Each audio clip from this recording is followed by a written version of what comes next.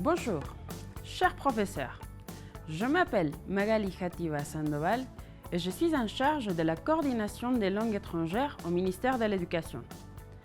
Je vais vous parler de ce qui concerne le curriculum de français langue étrangère.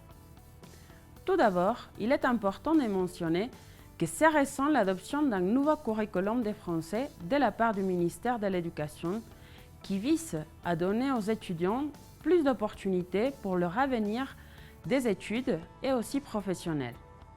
Le curriculum de FLE, français langue étrangère, a été conçu pour les étudiants de bachillerato, primero, segundo y tercero de BGU, qui équivalent à seconde, première et terminale en France, visant un niveau A2 à la fin des études. L'objectif principal de ce curriculum est d'équilibrer l'apprentissage de la langue française avec les linéaments du CECR, cadre européen commun de référence pour les langues. L'éducation nationale équatorienne cherche à développer 3 valeurs fondamentales condensées dans le profil de sortie du bachelier équatorien: la justice, l'innovation et la solidarité. Ces valeurs vont étroitement liées aux capacités et responsabilités que les apprenants acquerront tout au long de leur éducation à partir du développement de la pensée, des compétences sociales et créatives, pour que les étudiants prennent place active dans l'interaction avec les communautés locales et internationales du XXIe siècle. Ce curriculum permet aux apprenants d'augmenter leur capacité de compréhension du monde, d'autres cultures et de la leur pour pouvoir communiquer effectivement leur point de vue en se servant de la langue. En même temps, les apprenants pourront développer leurs compétences personnelles, sociales et intellectuelles indispensables pour tirer leur potentiel vers une participation fonctionnelle dans un monde globalisé. L'envie d'apprendre les langues à partir d'un jeune âge est essentielle. C'est pourquoi il faut créer une conscience d'engagement de l'apprentissage avec des expériences positives qui motivent l'apprentissage de l'étudiant tout au long de ses études. Le curriculum possède 5 principes de base. Tel qu'en anglais, langue étrangère, il existe 5 principes qui sont indispensables pour l'apprentissage d'une langue. 1. L'approche communicative. Une langue ne peut pas être un ensemble de contenus, mais plutôt un moyen qui permet d'interagir dans des situations réelles de communication. 2. Les normes internationales.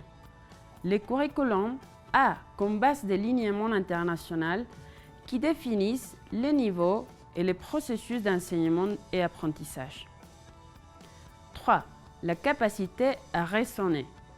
L'apprentissage d'une langue doit viser toujours à développer chez les apprenants la capacité de penser pour augmenter les compétences sociales et créatives qui lui permettront de s'en servir dans la vie quotidienne.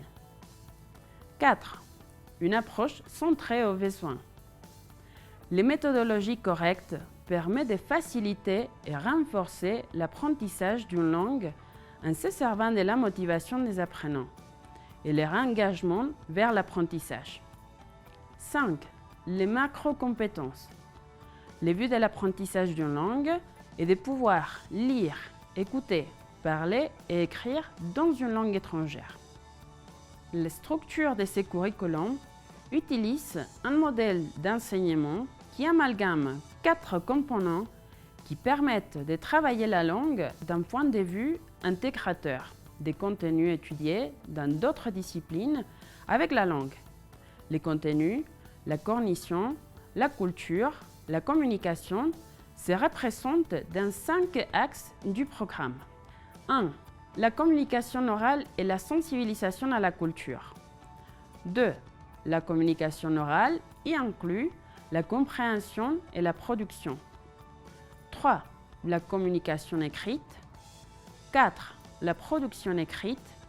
5. Le langage par la culture. L'objectif de ces documents est de préparer des bacheliers équatoriens capables de participer efficacement dans un monde globalisé. En effet, Il englobe les compétences d'un raisonnement critique et créatif avec des valeurs académiques, d'honnêteté et d'intégrité. Les compétences qui composent les 5 axes prétendent que les apprenants agissent avec responsabilité et respect durant le processus de communication pour arriver effectivement aux 3 valeurs du profil des bacheliers: justice, innovation et solidarité. Chaque axe est composé de plusieurs sous-thèmes qui sont représentés dans une compétence à atteindre. Axe 1.